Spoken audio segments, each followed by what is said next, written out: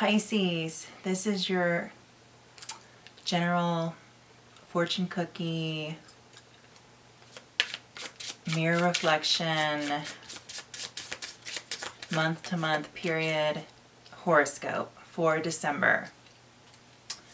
So let's get started. We're going to start with the astrology, and I'm just going to get right into it because I want to keep this to 10 to 15 minutes. And this is general, so I'm feeling that you're going to get a lot of insight. Not only you, but everyone that watches my horoscopes. I feel like they're going to,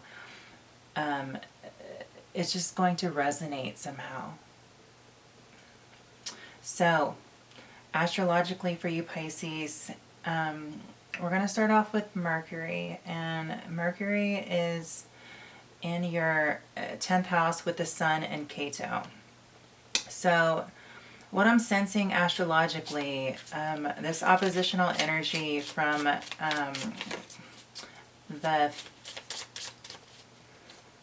fourth house, these angular houses, why I'm speaking angular is because these are some of the predominant energies that are bringing into manifestation what really counts. It's not really too much of the details. It's somehow correlated with the details, but it's bringing a bigger picture, and it's this bigger emphasis on something that's happening subconsciously that is needing to result, which is why I'm looking at the polarity point of the mirror reflection oppositional house, because it's pulling towards that direction. It's needing to manifest and bring into fruition a message, a reality.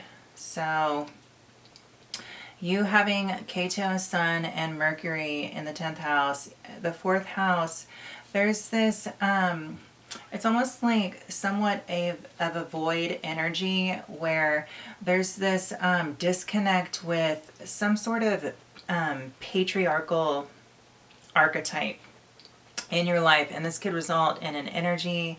It can be a father figure, something of that nature. But it involves the psyche, the mentality of the connection you have with this patriarchal archetype.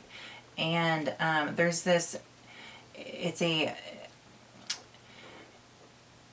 something that needs to lessen. So there's some sort of unresolved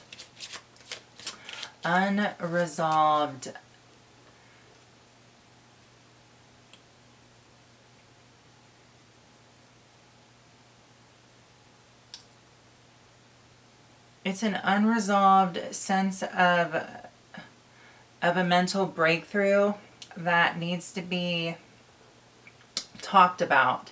It needs to be, and it has to do with some sort of past. So this could be in the childhood. This could be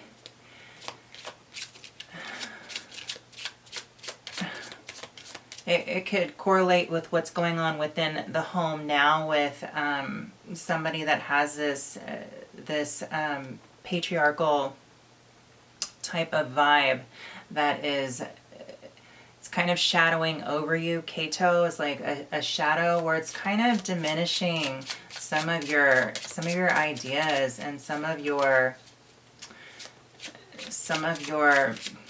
alchemical desires. I'm thinking because Mercury is very alchemical, and the Sun, I feel like, is some sort of desire that you want to showcase. And with Ketu here, it's diminishing, it's shadowing over it, and it's stemming from some sort of patriarchal energy that needs to be addressed. So this could stem back from childhood, and this is ultimately manifesting within the home. Okay, so this could be parental figures in your life, or it could be some sort of dominant force in your life that is almost like preventing you from any growth alchemically, any growth mentally, something that is very much that needs to be personified outward, ideas that are very, I want to say powerful, that need to be expressed. So that needs to happen regarding your inner world, lower chakra kind of vibe, your home, your childhood. Something needs to be resolved in order for it to be able to allow the 10th house to kind of shine with some of these mercurial themes that are connected with something very powerful, a very powerful desire that needs to be showcased, if you will. So, and then we have Venus. Venus is with Pluto, and the outer planets move slower. However, if they come along and need to be talked about, I'll go ahead and put emphasis on them. But okay, Venus is with Pluto in your 11th house. So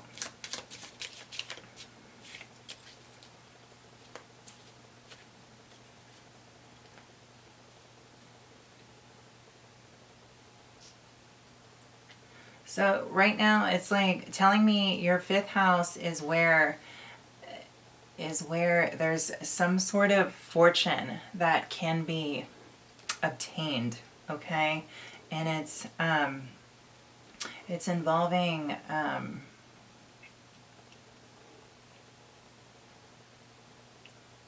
something that you really enjoyed to do as a child. And this can be early signs of some intuition developing. So it's kind of being, the 5th house is almost like where you can, it's something that there's a lot of, there's this abundance that can be cultivated with something that you enjoyed to do as a childhood. As a child, and it could have been you just tapping into your intuition at an early age. However, there's this strong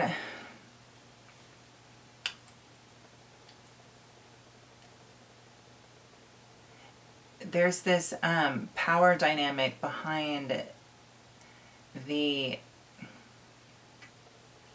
pleasure.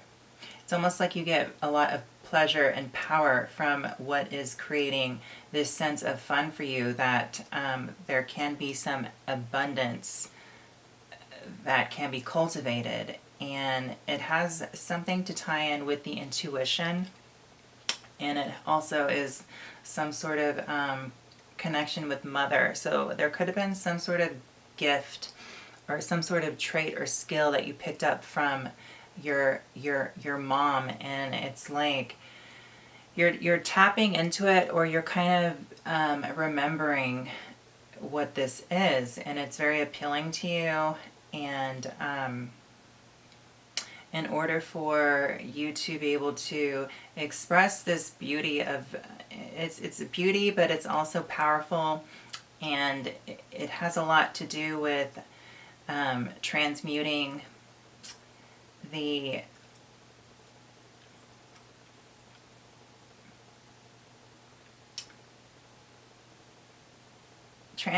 senses in some sort of way. It's almost like tapping into a sixth sense, I want to say.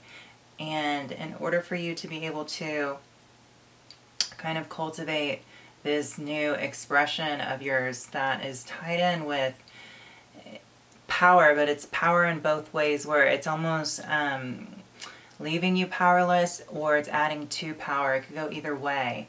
However, you need to just kind of get back to that place where it's almost like you take away some of the stress of adulthood, and you tap back into some childlike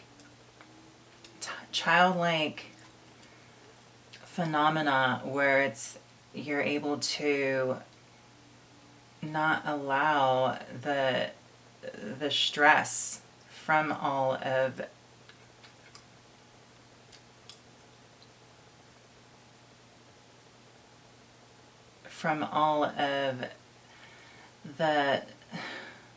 the worry of destruction. It's like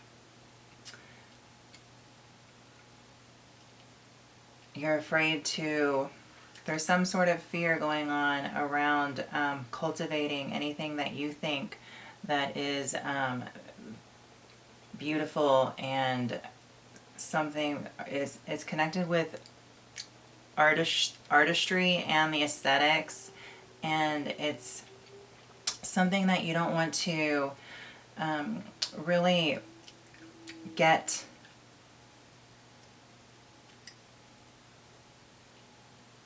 it's something that it's hard for you to ground and bring into manifestation in reality. And it's almost like you're just playing with it like a child would.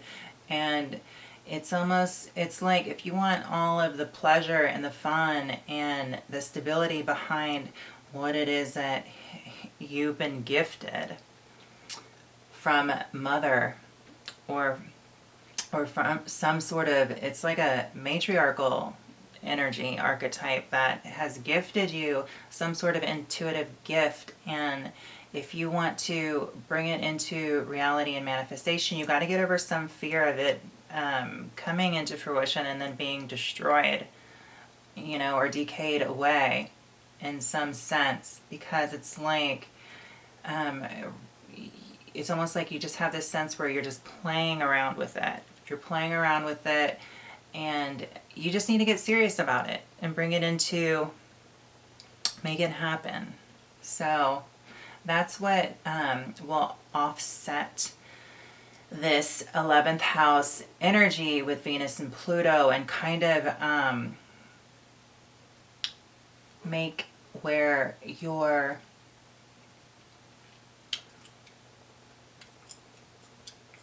fifth house, which there's an abundance of wealth that can be drawn from the fifth house. And this is something that really gives you pleasure, and you like to play with your intuition. So moving on ahead, we have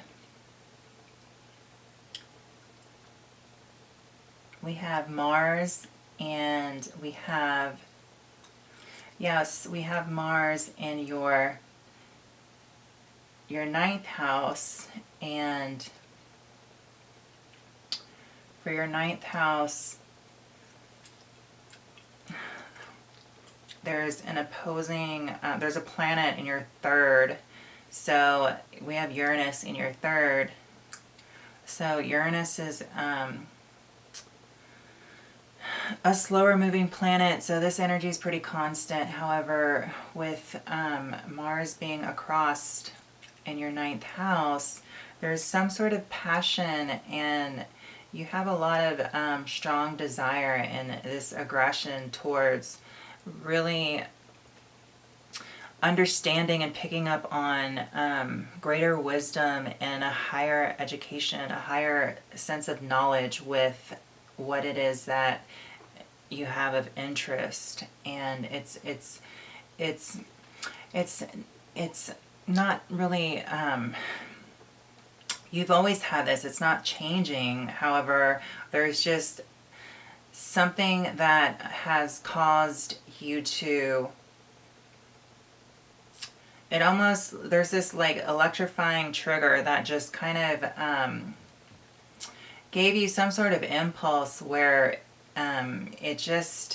it made you start becoming more passionate about some of the knowledge that can be gained from greater insight in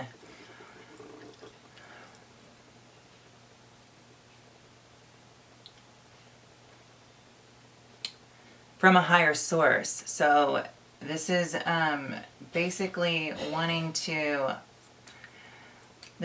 you to become better at tapping into your guides, become better with meditation, because this is where the magic occurs. And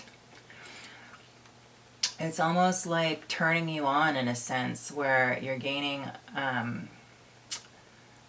a lot of direction, in that you're gaining a lot of direction towards higher knowledge in that way, where there's this sense of,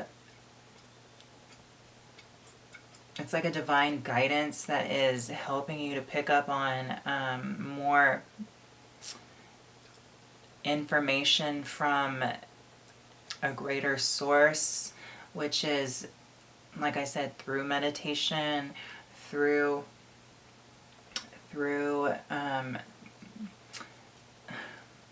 magic and that arena, not necessarily books. I mean, books and knowledge and ancient older wisdom, it helps, and gurus and teachers, yes, that helps. But this is something you're picking up from an unforeseen source, if you know what I mean. It's like tapping into your guides, but your guides are directing you more towards the meditation process, and directing you to listen in more to your inner voice, your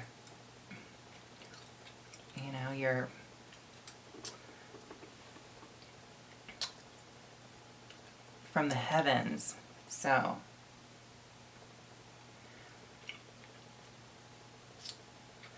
and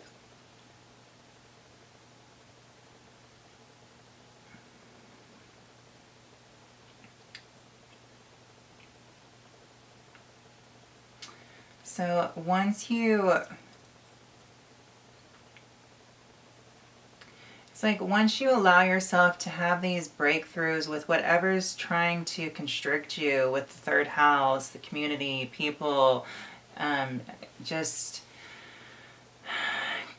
caring about kind of just your inner associations, your small circle, and you're feeling like obligated to some of these like smaller jobs that don't really lead anywhere. Once you can break through all of that and kind of follow your passion, it's gonna like trigger your ninth house to be activated, and the Mars going through the ninth house will allow for some of this passion and drive to help turn up the fire with some of these